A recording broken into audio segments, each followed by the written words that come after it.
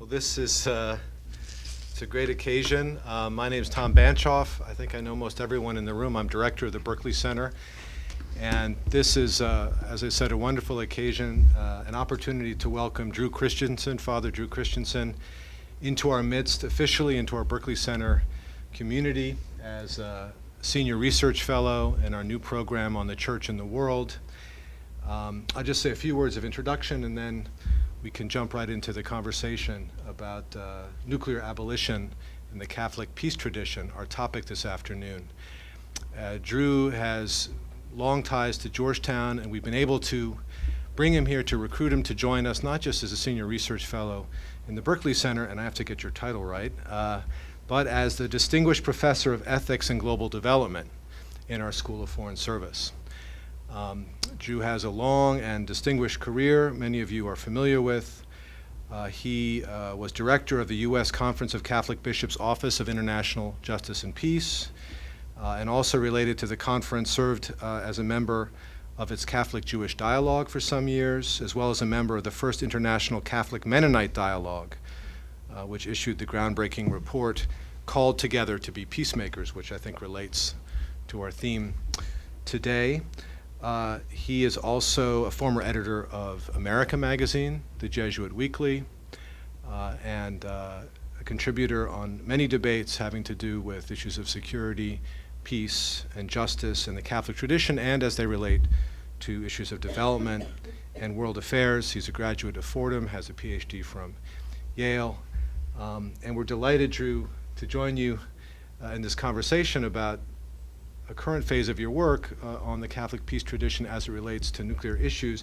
Obviously a topic with an old history, a history as old as the nuclear era itself.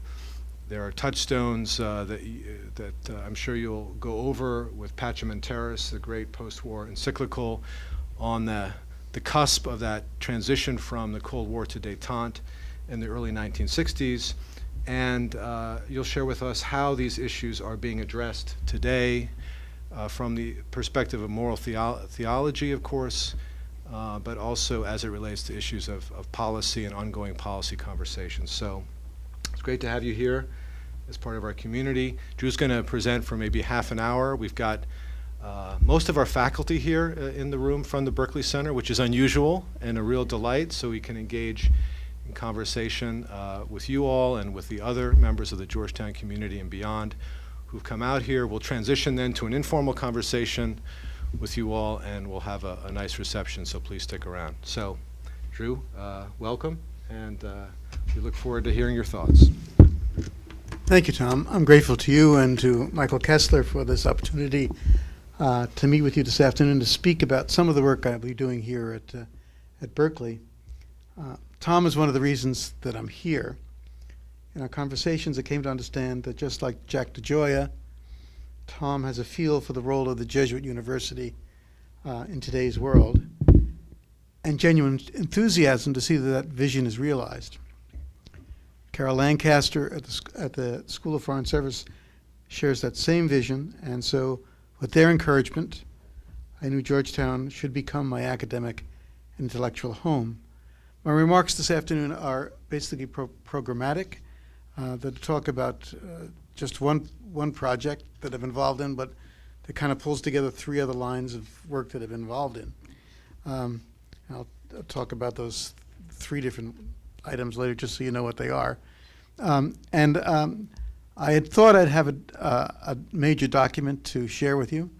The Holy See Mission in Geneva was hoping to have a study document ready for the preliminary NPT meeting this last month and in Mexico City, but that document's still waiting for the approval of the Pope, so I can't share it with you.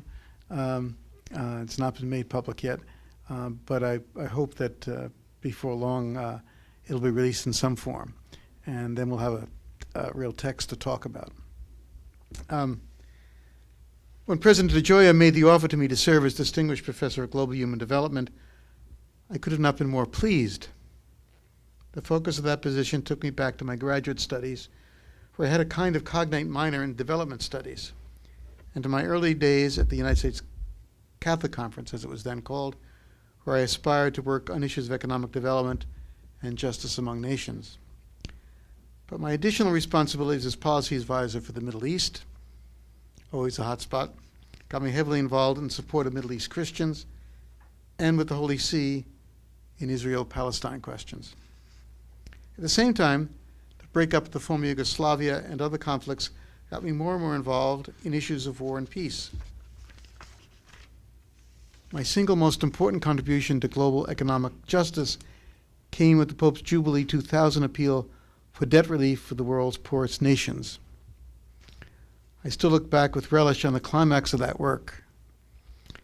Cardinal then Archbishop McCarrick and I had just returned in time from a trip to Israel, the Palestinian territories as we carefully then called them, and to Lebanon to attend the Bishop's annual meeting at the Marriott Hotel on Capitol Hill.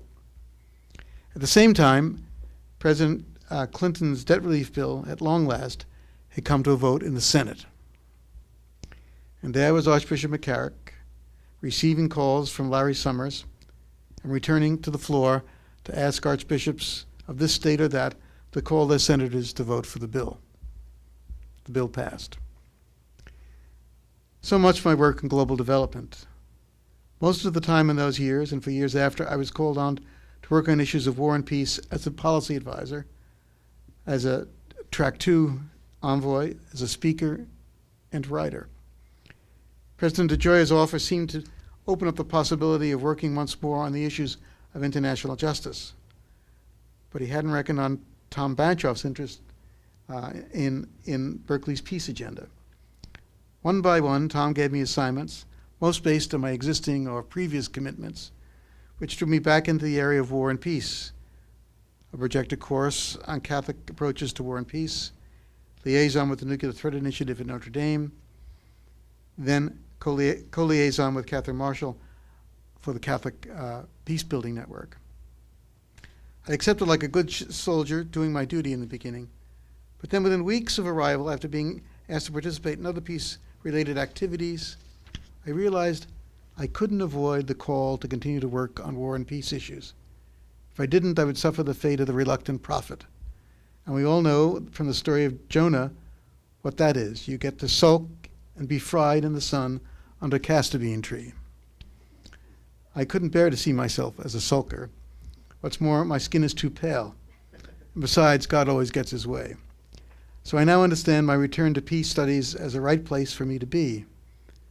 As happened also at my first meeting with the International Mennonite Catholic Dialogue some 15 years ago, I realized that my personal and intellectual history has prepared me for this work on the frontier between just war and peacemaking. I have walked that boundary between the two so much that at my last meeting with the Mennonite Catholic Dialogue in Rome in 2006, I became de facto the theologian for both sides. So my fate has become my calling. I've labored the basket of projects I anticipate working on as the Catholic peace tradition for a number of reasons. For one, Ronald Musto's book, The Catholic Peace Tradition, has demonstrated in chapter after chapter that the history of Catholic peacemaking consists of far more than the just war tradition. It is not true that the just war has been in possession since Augustine. Even in the few centuries from the end of the Middle Ages, when it seemed to take the field, there were other movements that had been overlooked, ignored, or rejected that took a different approach to peace. Even in the 14th century, you had large peace movements given full endorsement by the popes that membered hundreds of thousands of people. Blessed Friends Jägerstätter is a symbol of the renewed Catholic peacemaking. Jägerstätter was an Austrian farmer who, in the absence of support from the official church for his conscientious objection, was beheaded by the Nazis in 1943. In 2007, however, he was declared a martyr by Pope Benedict XVI and beatified. Though technically he was a conscientious objector, selective conscientious objector, refusing to serve in Hitler's unjust wars, Catholic and other pacifists have taken him as a patron for resistance to all war. His journey from solitary witness without the support of the church to beatified martyr suggests something of the shift that has taken place in Catholic attitudes on war and peace in the past 70 years. Secondly, for the last 25 years, in my writings, I have traced the evolution of Catholic teaching on war and peace from just war to the acceptance of nonviolence as a personal option, to the recognition of nonviolence as the cornerstone of the Christian position on the use of force, with just war as a sort of coda for tragic situations, to the emergence of the Catholic peace-building network. I'm currently putting the final touches on an article tracing the evolution for the Disjunctions projects led by Charles Taylor, a worldwide collaborative that Jose is a part of 18 universities. Is that how many it is now, 18? A few more now. A few more now, okay. Keeps growing. Studying tensions in the church between the people of God and the magisterium. The Washington group studying tensions between apodictic moral teaching and historically and experientially based moral judgments includes Jose, John Langan, Bill Warpahowski, Amy Ullman, and myself from Georgetown, and Bill Barbieri and Marianne Cusimano Love of Catholic University of America. My own piece tries to illuminate the role of Signs of the Times, now officially revived by Pope Francis in Evangelii Gaudium, in official Catholic teaching on war and peace. The current phase of the tradition, even before Pope Francis' articulation of the Sensus Fidelium, has been a collaboration between bishops and lay people, as witnessed in the Catholic Peace-Building Project, which is a collaborative of field agencies like CRS, scholars, and Episcopal conferences. Thirdly, in the university context where political realism still holds sway among foreign policy experts, I think it is important for Catholic public intellectuals to make good on the aspiration of Pope John the 23rd in Pacem and Terris 50 years ago. The peace of nations, John wrote, consists not in the equality of arms, but in mutual trust alone.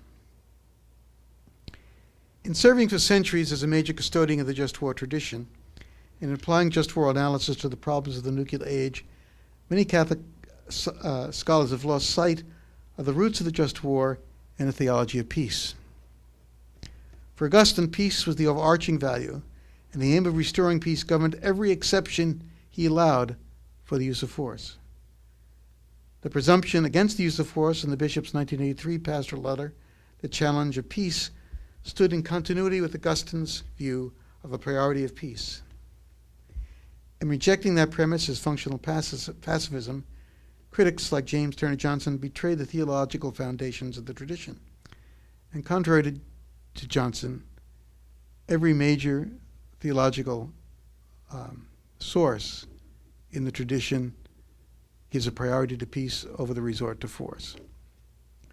To be properly understood and applied, Christian just war analysis must be viewed against the background of the theology of peace, what Ronald Mustill calls the Catholic peace tradition. In the bishop's 1993 pastoral statement, The Harvest of Justice is Sown in Peace, the bishops argued for restraint and application of just war analysis on the basis of that peace tradition. They wrote, given the neglect of peaceable virtues, serious questions remain about whether modern war can meet the test set by the just war tradition. In 2004, the International Mennonite Catholic Dialogue affirmed the two churches' common commitment to peacemaking. While representatives of the two churches acknowledged the use of military force as a matter of divergence between them at that time, both sides also affirmed that reconciliation, nonviolence, and active peacemaking belong to the heart of the gospel. Gerald Schlabach, a leader in the North American dialogue called Bridgefolk, has called for making this broader teaching on peacemaking church-wide and parish deep. But he's also proposed both sides consider just policing as an alternative to war. In debates over the use of force in the former Yugoslavia, the War on Terror, and the Iraq War, I've described myself as a stringent just war analyst, in contrast to those permissive thinkers who were ever ready to bend the rules to fit the needs of policymakers and military strategists. With respect to specific disputed cases, I can probably still characterize myself as a stringent just war thinker. But my overall approach to issues of war and peace comes close to the bishop's description in 1993 of the complex contemporary Catholic position.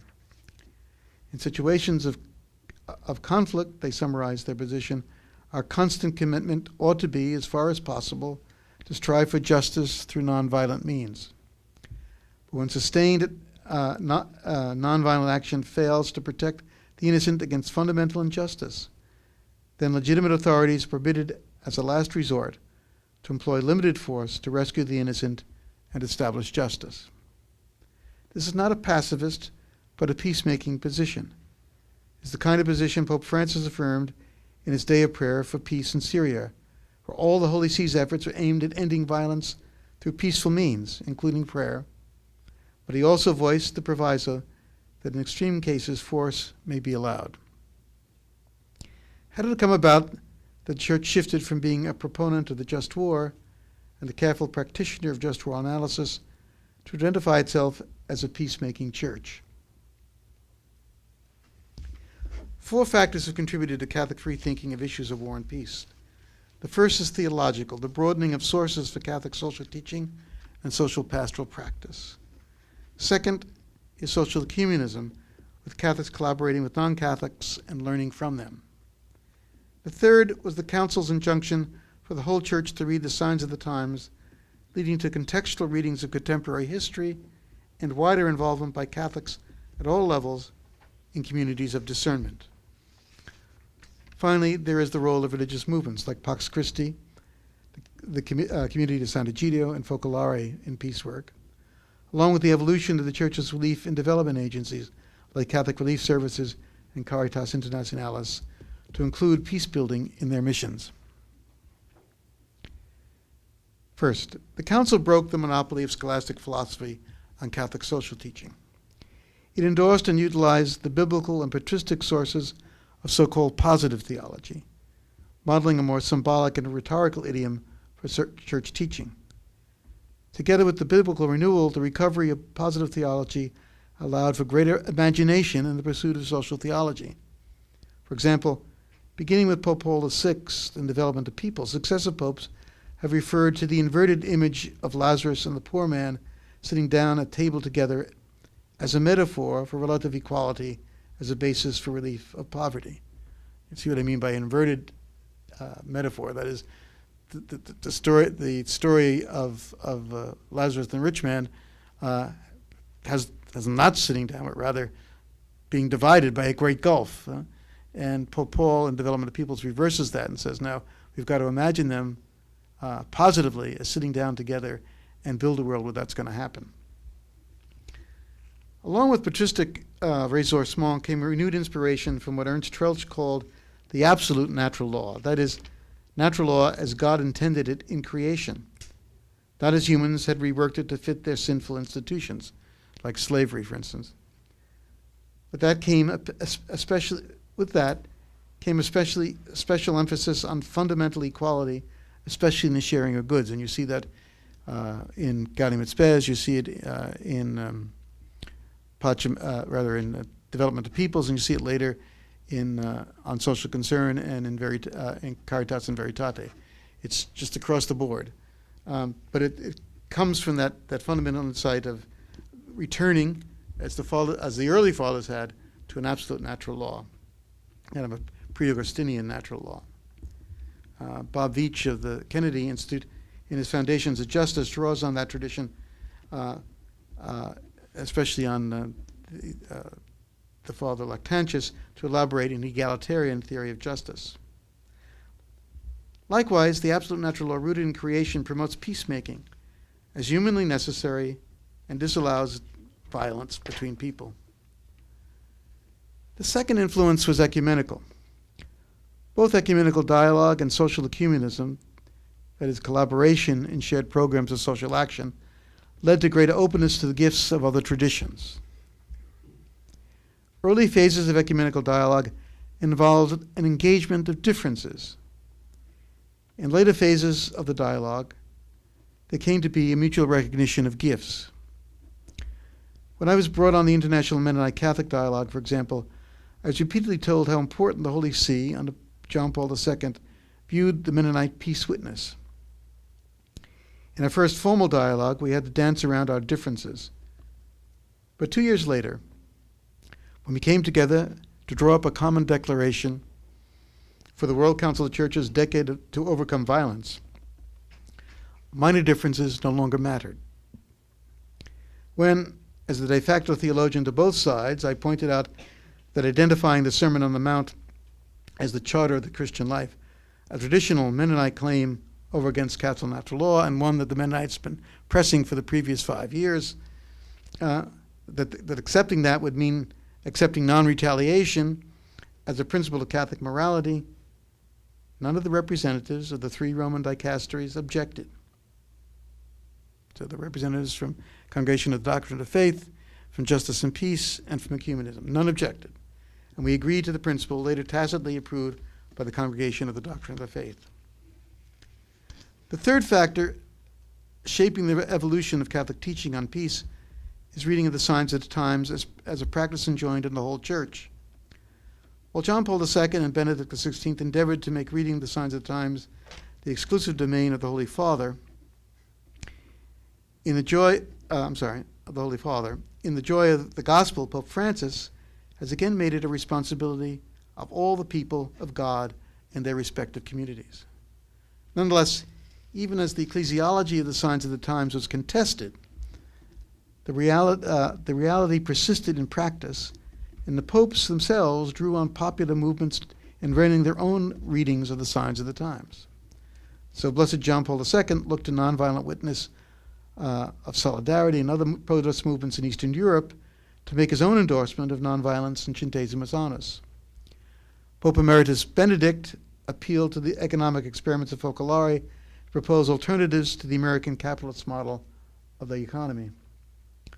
Finally, there is the spirituality and the peace initiatives of religious movements like Pax Christi, San Egidio, and Focolare, quietly seeding elements of the gospel of peace in the conciliar and post-conciliar church. Pax Christi was instrumental in winning Vatican II's endorsement of nonviolence and its condemnation of total war, for example. And later, Pax Christi USA played a decisive role in the U.S. bishops' recognition of the nonviolent tradition as a parallel tradition alongside the just war.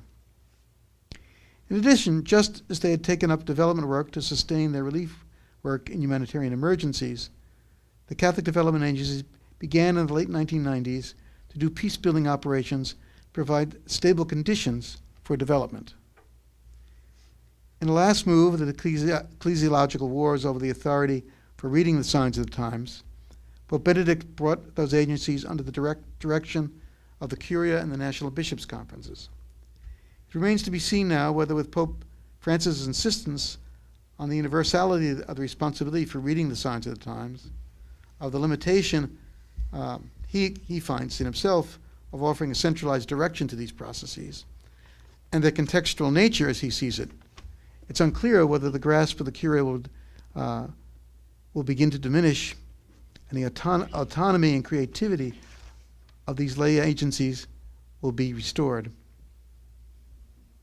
So, these are the 4 factors that have led to the evolution of the Catholic peace tradition in our times.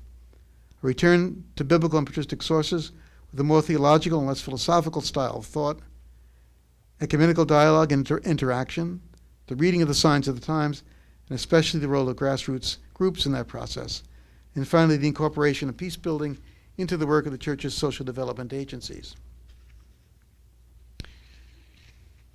Our work at Berkeley will contribute to a new chapter in that history, the abolition of nuclear weapons. At the end of April, Michael Kessler, John Langan, and I, along with T.M. Gibbons Neff, a junior and executive editor at The Hoya, a 2-time Iraq war veteran, will participate at Stanford in an event sponsored by the Hoover Institution. Our hosts will be former Secretary of State George Shultz, former Defense Secretary William Perry, and former Senator Sam Nunn.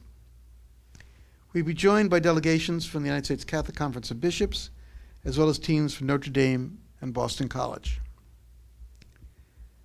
As talk heats up over Ukraine and tensions rise between Russia and the United States, nuclear abolition may seem an unrealizable dream. We should remember that within only months of the Cuban Missile Crisis, the U.S. and the Soviet Union were negotiating the Partial Test Ban Treaty, and President Kennedy and Soviet President Nikita Khrushchev were corresponding about nuclear disarmament. 30 years ago, the Reagan administration and the U.S. Catholic bishops were at odds over nuclear weapons policy, as the bishops published their pastoral letter, The Challenge of Peace. Now, former Cold War warriors, members of the Reagan administration, others like Henry Kissinger, known collectively as the Partners, have themselves called for abolition, and invited U.S. bishops and Catholic scholars to collaborate with them in the pursuit of that goal. And let me just say that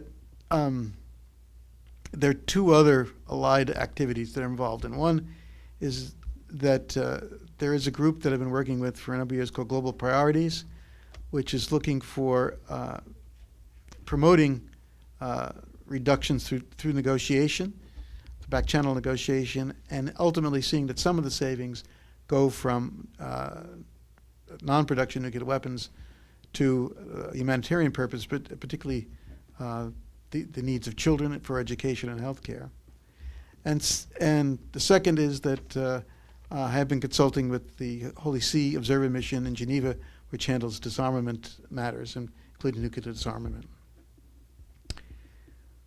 With Ted Turner, former Senator Sam Nunn has been pursuing nuclear disarmament and security through the Nuclear Threat Initiative since 2001. In 2007, in a Wall Street Journal op-ed, Nunn and Schultz, Perry, Kissinger, and physicist Sidney Drell declared that with the Cold War over, nuclear weapons had outlived their usefulness, and their continued existence presented a growing danger. They wrote, "The end of the Cold War made the doctrine of mutual Soviet-American deterrence obsolete.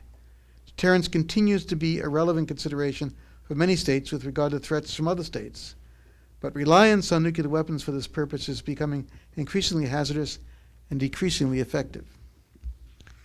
They now work through the Nuclear Age Peace Foundation and the Nuclear Threat Initiative to advance the work of nuclear disarmament and abolition. For some years, the Church has also been calling for abolition. As I said, in 1993, the then USCC identified abolition as a policy goal. At the time of the decennial Non-Proliferation Treaty review in 2000, the Vatican observer, Archbishop Celestino Migliore, said that when the Holy See expressed its limited acceptance of nuclear deterrence during the Cold War, is with clearly stated condition that deterrence was only a stop on the way to a progressive nuclear disarmament. The Archbishop emphasized that the Holy See has never countenanced nuclear deterrence as a permanent measure.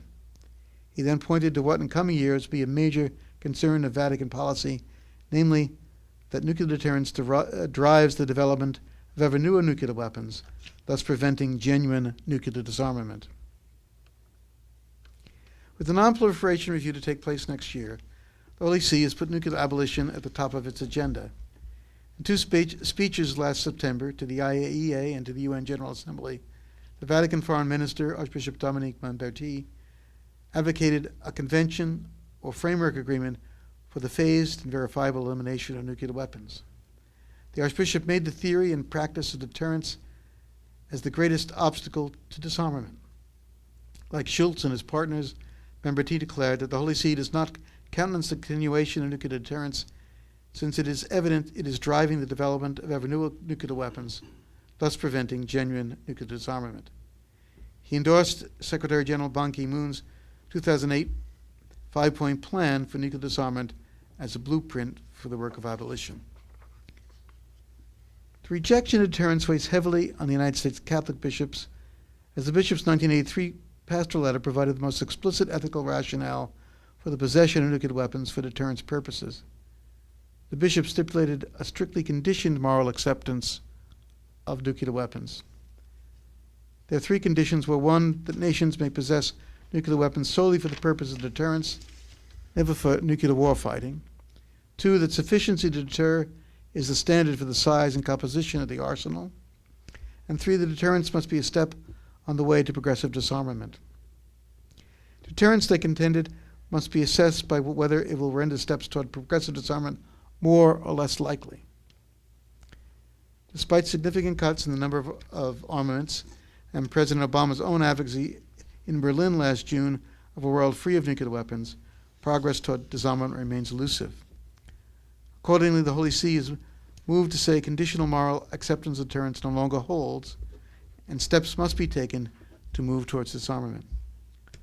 Finally, there is one other issue of special concern, and that is the NPT, the Non-Proliferation Treaty itself, whose structured inequality has become a destabilizing force for the regime. We are all aware of the efforts to prevent Iran from attaining nuclear weapons and the periodic attempts to roll back North Korea's weapons programs. At the same time, there are grave inconsistencies in the implementation of non-proliferation regimes. For one, the Bush administration's assistance to India's civilian nuclear program was put in place without safeguards, despite that country's abstention from the NPT and its nuclear weapons production. Of course, collusion and silence about Israel's nuclear weapons program has long been an egregious anomaly in the nuclear proliferation regime. But the greatest problem of all is the failure of the nuclear weapon states themselves to make good in their promise to make good faith efforts toward disarmament. Over time, the inequality between possessing and non-possessing states has become an incentive for proliferation on the part of aspiring states and non-state actors. The partners wrote in the Wall Street Journal column, non-nuclear weapon states have grown increasingly skeptical of the sincerity of nuclear powers in making progress toward disarmament. A de facto division between possessing and non-possessing states feeds a growing sense of injustice because possessing states, even NPT outliers, not only exercise greater influence in world affairs, but are also relatively immune to outside pressures on them.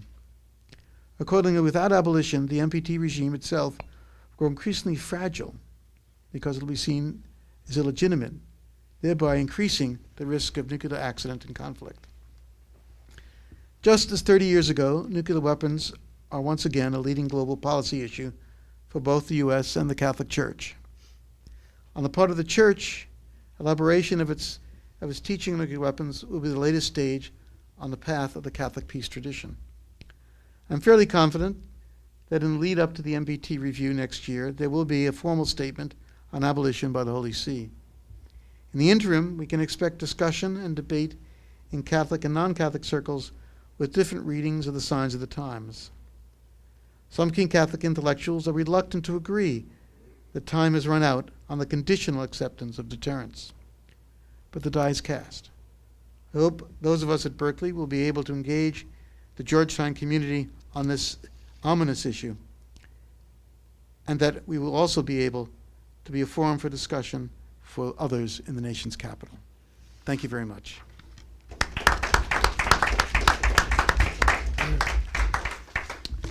Thanks very much, Drew, for that concise overview of the evolution of Catholic thinking about war and peace as it relates to the issue of nuclear abolition in particular.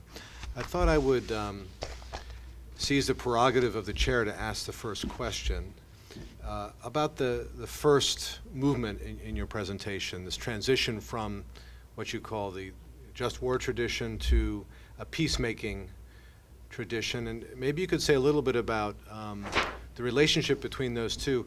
Is this something that is explicit in church documents, or is this something that is your interpretation of what's gone on? And to what degree is there a lively debate about continuity and change, whether this really does represent a new departure?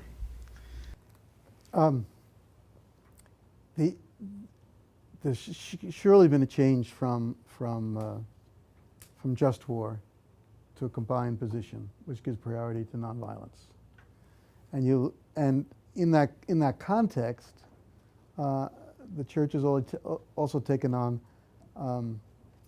responsibility to protect as its preferred way to talk about war and peace rather than going to just war. Although if you get to enforcement under responsibility to protect, your just war questions all come into play again. But so you have decidedly have that move. The peacemaking move is there in various kinds of actions the Holy See has endorsed and commended, and meetings it's sponsored. It sponsored a meeting of the Catholic Peace of Catholic Peace Builders in Rome last year or so, and I think in line with the last point I made, or the next to last point, about all the movements and the role that they're having, especially now with Francis kind of decentralizing discernment of signs of times. Like I think, but it was already happening, that the initiative is being taken away from the center, and you're having, you don't have to just look for a document, see what's happening. You know, it's the initiatives that are taking place, and eventually that will give rise, as it always did in the past, to an articulated position. But the initiatives are there in the interaction between the grassroots groups and the Holy See and the bishops' conferences. So we're moving towards a fully articulated position. I think so. There's evidence for it in the discourse and in the action, but it's not there yet in a single document we can point to. No, not yet. Okay. That's what I thought. John? Yeah. Yes. Please wait for the mic and introduce yourself. Yeah. Yes, John Borelli, here at Georgetown. Longtime friend of Drew's. And I thank you very much for this, the way you outlined everything, especially the 4 areas, arenas of influence. Very helpful. And later developments in your reflection. Just on this point that Tom raised, it seems to me that though Gaudium et Spes left the door open, the fact that Paul VI, in September of '65, before the 4th session of the council got underway, went to the United Nations and spoke in behalf of the bishops, and that's when he said no more war. And so he certainly, in his own way of behaving as Pope, pointed towards a peace understanding of Gaudium et Spes. And then you have to see all the statements of John Paul II about the stupidity of war and everything in the middle of the Iraq wars and so forth. I wanted to ask you, though, I was struck by these sweeps of time that you had. You know, we look back 70 years since the close of World War II. But 50 years ago, 45 years ago to 50 years ago, during the Vietnam era, the American bishops weren't very much on board yet, were they? There were very few bishops who would support selective conscientious objection and would take on Johnson regime about Vietnam. But the big move seemed to come between then and '93, don't you think? Or when? Well, the bishops in 1970 wrote a letter supporting selective conscientious objection, and voicing their opposition to the Vietnam War. It's not generally noted in the history, but they did that. And public opinion polls showed that even the general Catholic public began the Vietnam War as the most hawkish and ended the Vietnam War as the most Islamic of any group in the United States. So this is an interesting transformation, not only within the conference bishops, but the public opinion polls of Catholics in the United States. I'm sorry, John, where were you going? Well, it seems that a big change took place in that gap between 70. Though the bishops made this statement, I bet you it was a very difficult statement to make, given it was a radical transition. Cardinal Spellman was holding sway up until then. That's right. In terms of dealing, he was still the military archbishop, I guess, or head of the military ordinariate. But ironically, it's really John Paul II who brings along the change, because he was a chaplain, if you will, to Solidarity and to the resistors in Poland, counseling them on nonviolence, and then in Centesimus Missanis, but and other documents earlier, but especially in Centesimus Missanis, he really repudiates war and endorses nonviolence. Well, that's 10 years after Vietnam. That's right. Well, no, that's 91, so that's Even longer. yeah, even longer. So and what's interesting is his repudiation of war is quite detailed, even though it's it's a relatively short passage. And it differs, he's very much an Augustinian, but it differs from Augustine in really counting the consequences of war, including what it does to the warrior, as reasons to reject war. And so, you have a very clearly that he's deliberated about this, and that he aligns nonviolence with the spirituality that was his own, and that he was conveying to the Polish resistors. Jose, did you want to continue? It's a question. Obviously, as you know, I've been obsessed with developments in Ukraine for the last 3 months, and I'm going to give you 3 vignettes to see how complex the story is and how to your response. The first is, as I already told you, and very few people are aware of this, that after the first repression, after the first time that the regime used violence or tried to use violence, leaders of every religious community in Ukraine, including the 3 Orthodox churches, the Greek Catholics, the Roman Catholics, the Jews, the Muslims, the Baptists, the Pentecostals, all of them went together to see the president, Yanukovych, and unison and very forcefully saying that peace at any cost, non-violence to resolve the situation. So this is one level. This is the level of the doctrine, the aspiration.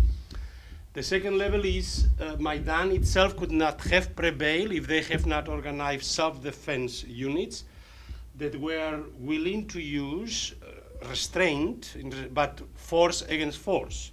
I mean, they've been called fascists, but they've been extremely self-restrained. They've only been responded to force, and the fact is that once they prevail, there has been no force whatsoever, and they basically, so this is the same. But again, without some force, counter-force to counter evil, it's problematic. And the third is, of course, the geopolitical context. As we know, Ukraine was a nuclear superpower, and the Budapest Agreement, they agreed to give up all their nuclear weapons, and the guarantors then of the territorial integrity of Ukraine were Russia, the US, and the UK. We know that this agreement is worth nothing on the international scene, right? And ultimately, yes, obviously there are still, but it's not in, I mean, the goal of the nuclear, or let's put it this way, those were the 3 nuclear powers. They ultimately impose the conditions on other nations, but then themselves really cannot guarantee when their own interests are in counter. So I want you to put these 3 vignettes together and see how they complicate the story. On the one hand, the peacemakers at the level of religious leaders, the need for self-defense to counter force, and the whole geopolitical mess. That how do you so? Well, I think the first point to make is that nonviolence has begun to be something that is embraced, universally across religions, in public ways, which wouldn't have happened before. I think we owe a lot of gratitude to John Paul II for the events that he called at Assisi, first just generally for witness, and then later with respect to the events in the former Yugoslavia at different points, and then after the invasion of Afghanistan. But that was kind of common testimony, which, and they always, especially during the wars in former Yugoslavia, is a common renunciation of violence in the name of religion. With respect to Maidan and the self-defense there, I mean, I'd take two points from Gandhi.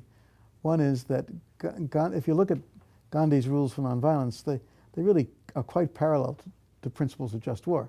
You're always talking about tactics, and when Vatican II gave its endorsement of nonviolence, it was active nonviolence. I've said before, I don't know, I have to reflect on where I stand today on this, but certainly in interpreting that passage in I think it's number 77 of Gaudium et Spes, praising those who use the force of the weaker party, that what was being endorsed was active nonviolence, because you always had to defend justice, whether by nonviolent or violent means. So the Catholics, unlike, say, Mennonites, were committed to the defense of justice. You couldn't fall into a non-resistant pacifism. It had to be an active kind of pacifism. I think the second element is, with respect to Gandhi, is his comment at the time of the First World War. If you're not strong enough to use nonviolence consistently in a concerted campaign, then you need to have the courage to be able to enter into conflict. For me, one of the great sadnesses about Syria is that it was a place where people went for months, even more than a year, I think, first, demonstrating nonviolently and being repressed and murdered. I mean, that was a real nonviolent campaign, and the world didn't come to their help.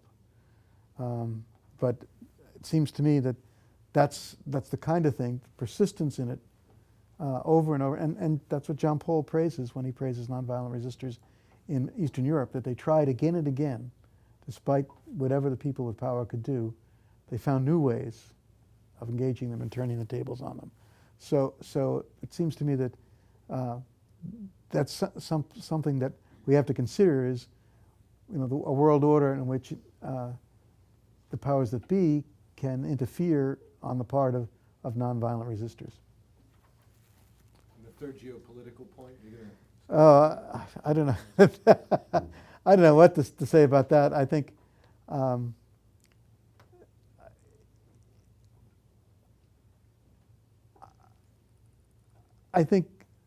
we've not developed a system,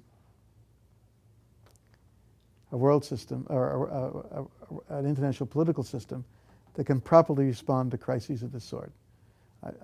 I think I would go back to the Secretary General's plan for renewal at the UN in 2005 and begin there by trying to rebuild, rearrange the Security Council, rework the rules for vetoes, and develop a more effective peacekeeping authority. But it's no doubt it's a failure, and it's a failure in the system. See, there was a question back there. Thank you. I'm Marie Dennis with Pax Christi International. Drew, I have two questions. One actually may fall more in the direction of the pastoral task that what you laid out presents to the church.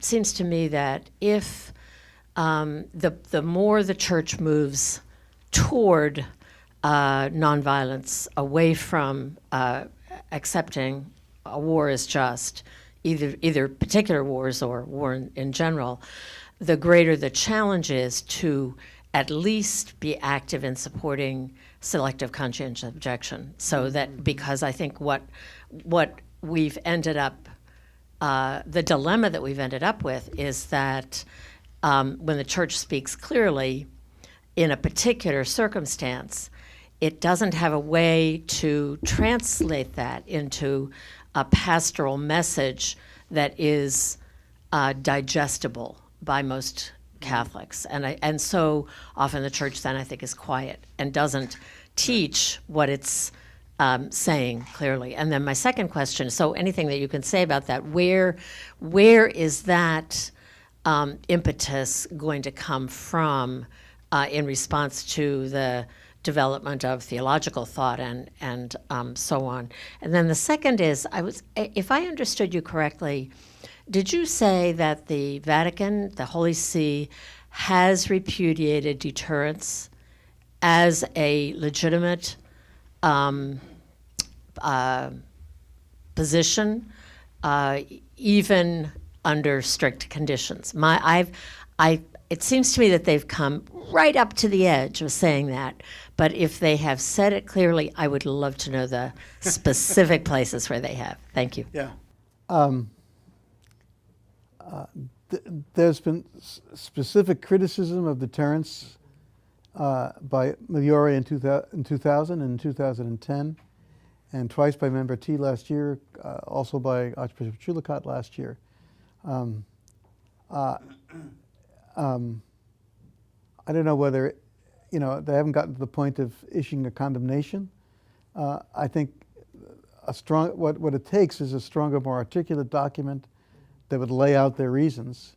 And I don't know whether they really want to go to, Francis doesn't believe in condemnation, so you're especially not going to get that kind of statement from him. But the rejection, if you will, of deterrence is clear for the last 15 years.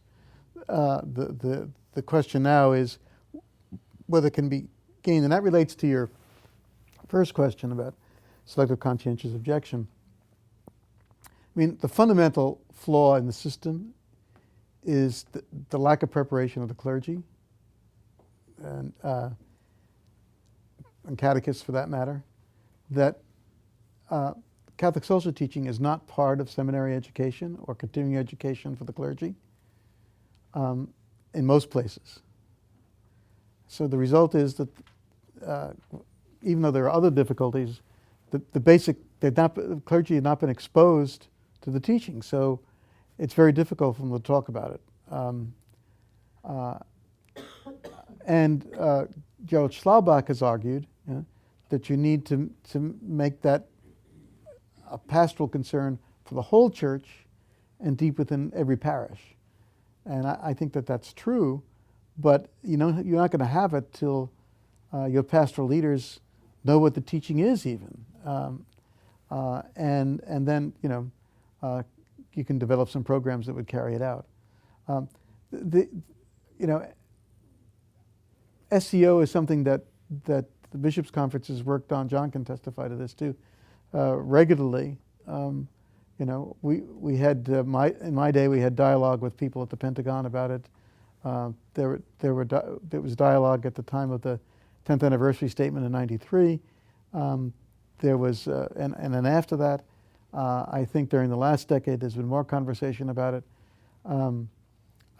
What there isn't is some kind of aid to kind of help people promote it, I suppose.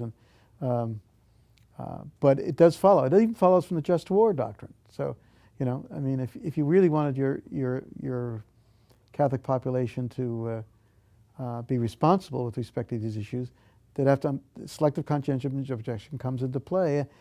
The military, to be frank, has been decent. I won't say great, but decent on this, allowing people who discover their conscientious objectors in service to be assigned to another unit and then gradually move out. If they've been in ROTC, they have to then pay for their college education or whatever education the government has paid for.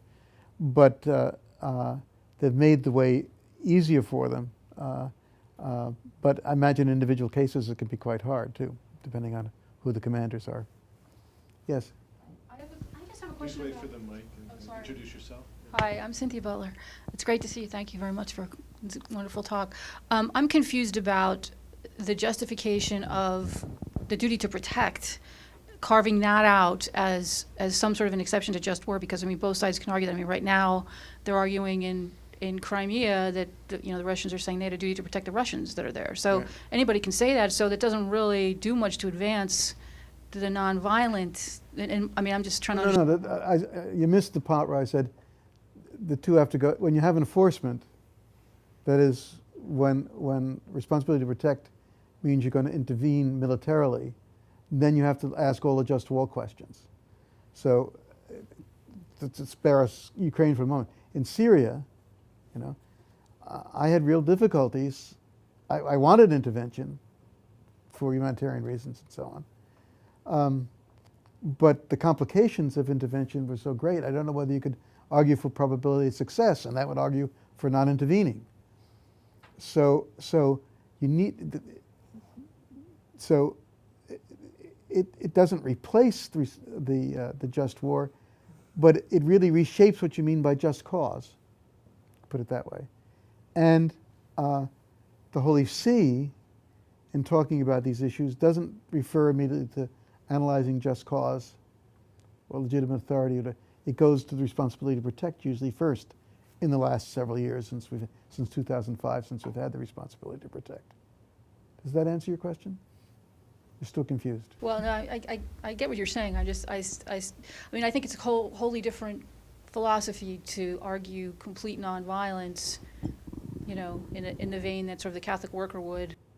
Oh yeah, and the Church's position is not the position of the Catholic worker. Right. Yeah. It's a complex position. Some, like Brian Hare, think it's illogical.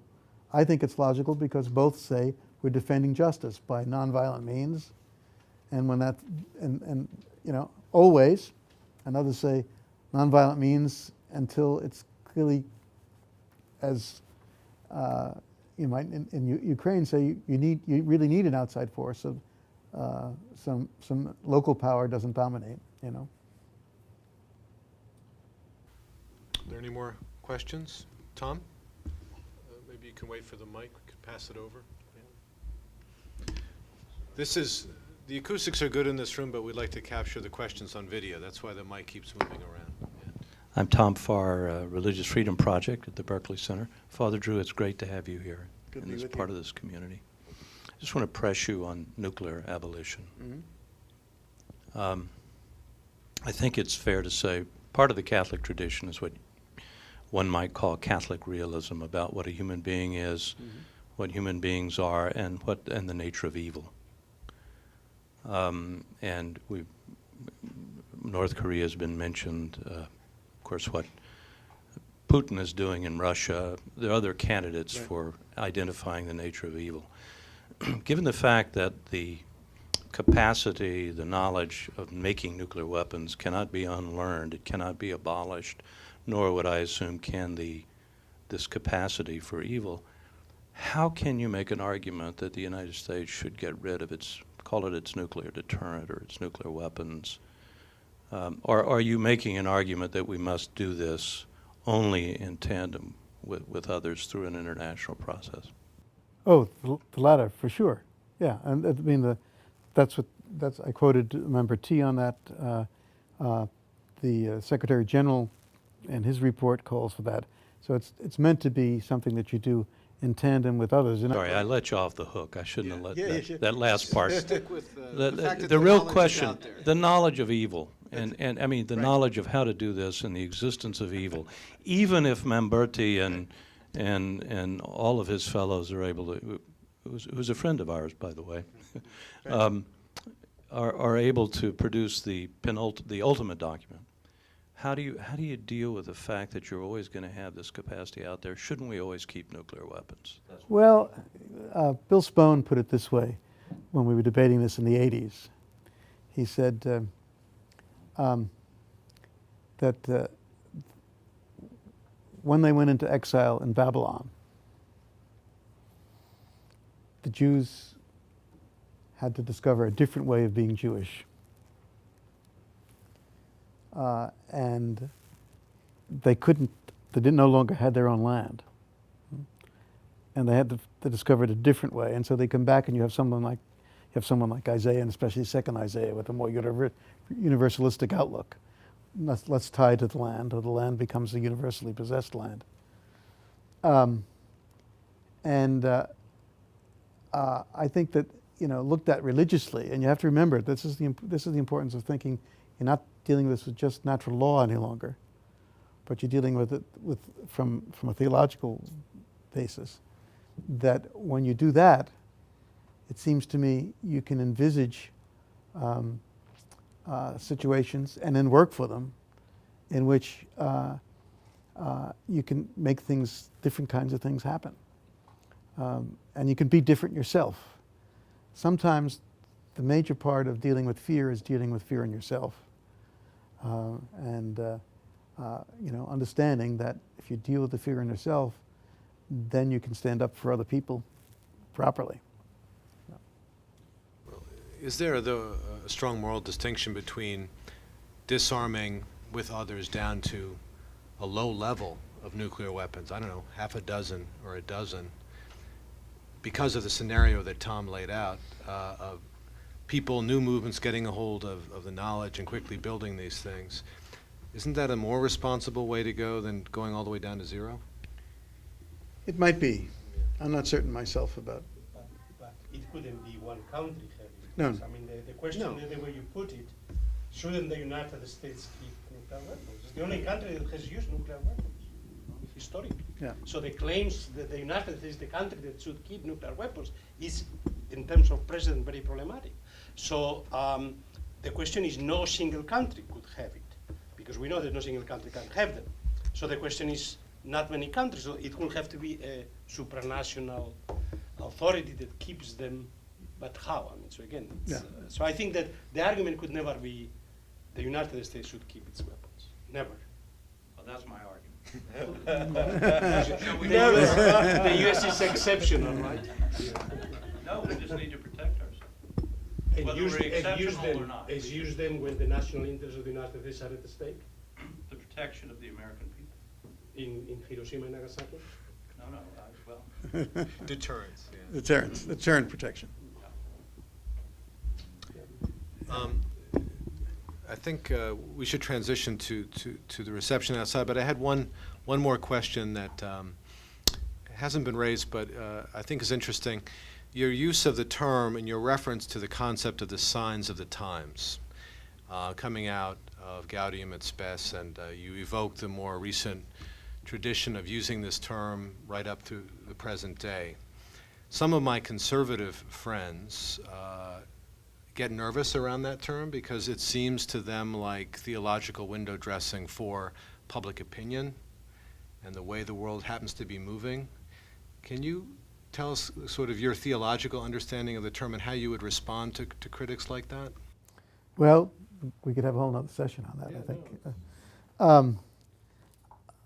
I think one of the things that some of your conservative friends fear is the loss of control of the debate. Certainly, in the 1980s, when the bishops began having hearings around the country and the nuclear freeze movement was on, one of the issues really was among the nuclear policy elites that they were losing control of the debate and other people were having a say. And certainly that was the fear of Cardinal Law and people in John Paul II's Curia with respect to signs of times. So the reason they kind of kept narrowing it down so that even bishops' conferences could really discern the signs of times by themselves was the fear of loss of control. Francis doesn't have that fear and in fact wants to proliferate these centers of discernment. I think the